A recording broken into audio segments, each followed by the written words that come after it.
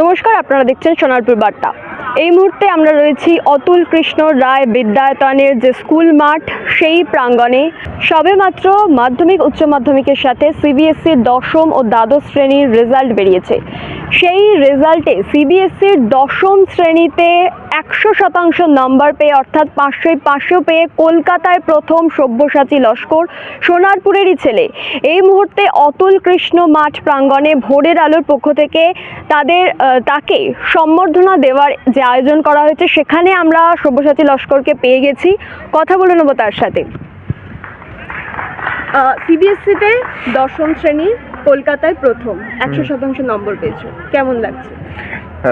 ভালো যে পাবো সবসময় ভেবেছিলাম, মানে 99 তো পাবোই মোটামুটি, তো কিন্তু 100 একদমই ভাবিনি পাওয়ার কথা, তো খুবই খুশি লাগছে। রেজাল্টটা জানার পর সেটা কোথা থেকে জানলে প্রথম? রেজাল্ট আমি জেনেছি গভর্নমেন্ট যে একটা অ্যাপ আছে না, ডিজিলকার, সেই ডিজিলকার অ্যাপ থেকে প্রথম আমি রেজাল্টটা পেয়েছি, তারপরে আমি সিবিএসসি ওয়েবসাইট থেকে চেক করেছি। সেটা দেখার পর কি প্রতিক্রিয়া ছিল প্রথমে? দেখার পর খুবই খুশি হয়েছিলাম। ওই একদমই পারফেক্ট স্কোর এক্সপেক্ট করিনি। বাড়ির লোক দেখে তাদের কি প্রতিক্রিয়া ছিল? বাড়ির লোকও খুবই খুশি, মানে এদিক ওদিক থেকে ফোনও কিছুক্ষণের মধ্যেই আসা শুরু হয়েছিল, ব্যাস। আর পরবর্তীতে কি নিয়ে পড়াশোনা করতে চাইছো? অঙ্ক আর ফিজিক্স নিয়ে রিসার্চ করতে চাইছি। আগে তো এখন দ্বাদশ শ্রেণীর সব একদম প্রস্তুতি, তারপরে যেই অ্যাডভান্সড, তারপরে আইআইটিতে পড়া, তারপরে আমি ম্যাথ ফিজিক্স নিয়ে রিসার্চ করতে চাই।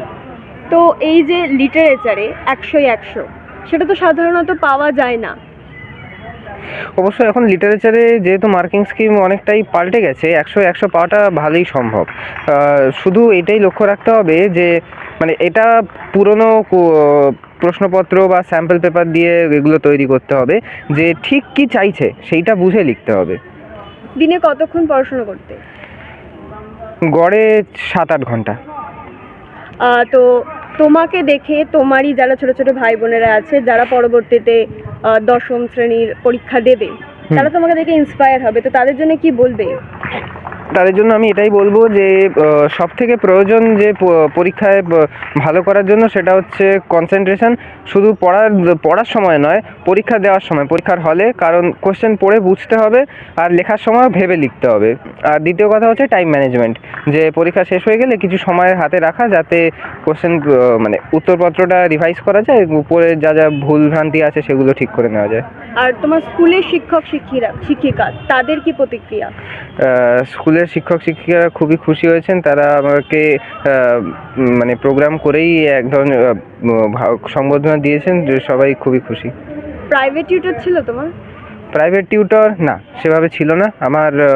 আমি যেহেতু শুধু সিবিএসই বোর্ড না, ওয়েস্ট বেঙ্গল বোর্ড বা অন্যান্য বোর্ডেরও পড়া তৈরি করে রাখতাম, তাই একজন অঙ্কের স্যার ছিল। সেছাড়া এই পরীক্ষার জন্য আমি কোনো প্রাইভেট টিউটরের সাহায্য নিইনি। তো তোমার মা বা বাবাকে সাহায্য করতে পড়াশোনা? অবশ্যই খুবই সাহায্য করেছেন। মা ও বাবা সবসময় পাশে ছিল পরীক্ষার ক্ষেত্রে। লাগছে ছেলে সিবিএসসি বোর্ডের দশম শ্রেণীতে কলকাতায় প্রথম? ভীষণ খুশি। প্রথম প্রতিক্রিয়া কী ছিল যখন রেজাল্টটা জানতে পারেন? প্রথম যখন জানতে পারি, তো যেরকম হয় আর কি, যে সব কটা সাবজেক্টে যখন 100-এ 100 দেখছি, একটু অবিশ্বাস্য তো হয়েছিলই।